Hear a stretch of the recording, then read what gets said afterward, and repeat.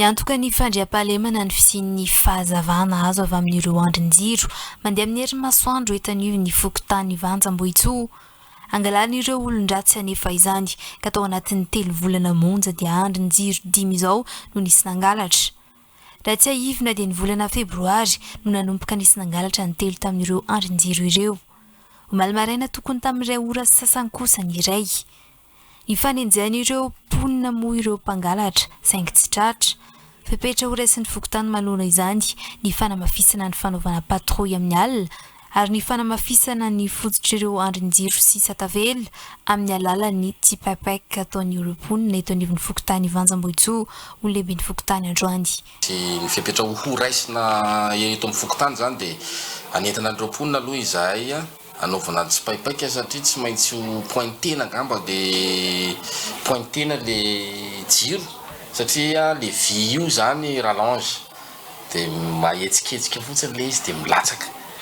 Dia izay ny fomba système fangalarana zareo an'ilay jiro. Io manodidina ny amin'ny 2 ora maraina amin'ny 3 ora maraina ny farany teo moa zany ny omaly dia tamin'ny 2 ora sasany maraina fa nisy naheno fa nataony fanenjehana moa fa tsy tratra. Ny commissariat moa ny misy foana ny patrouille izay atao fa amafisina foana trano satria rehefa misy zavatra mitranga eto amin'ny fokontany dia tsy premier responsable ny commissariat tsy maintsy miara-miasa amin'ny fokontany dia efa nanao tatitra zahay na tamin'ny tsy nisy an'io tranga io dia efa nanao tatitra zay manao patrouille zareo avy amin'ny commissariat mandalo miselana isaky ny elakelan-trano. Olona ivelan'ny fokontany no mangalatra ireo andrin-jiro mandeha amin'ny herin'ny masoandro ireo raha nambarany lehiben'ny fokontany. Raha ny hevitra ireo mponina manodidina kosa nefa dia olona avy eto anivon'ny fokontany ihany no mangalatra.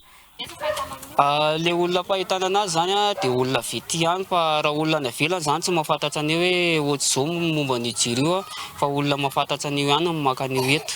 Tsy haiko hoe inona zany ny antony angalany zalan'le izy mety tsisy anaovany amin'ny asa ratsiny angambany dia izay nangalany an'le jiro satria tsy tiany zareo le mazava satria manjary hoayaka be izy raha ohatrany amin'ny andro mazava izy ohatrany hanendaka na ohatr'izany satria mantsy taloha tamin'ny mbola tsisy jiro dia be mpanendaka be mihitsy amin'ny 5 hariva amin'ny 5 maraina dia efa misy olona miantso vonjeo foana ao ambadika ao vao endaka foana dia no mipetaka amin'izay le jiro dia tsy tiany zareo le izy dia alany dia tapitra alainy daholo le jiro rehetrarehetra.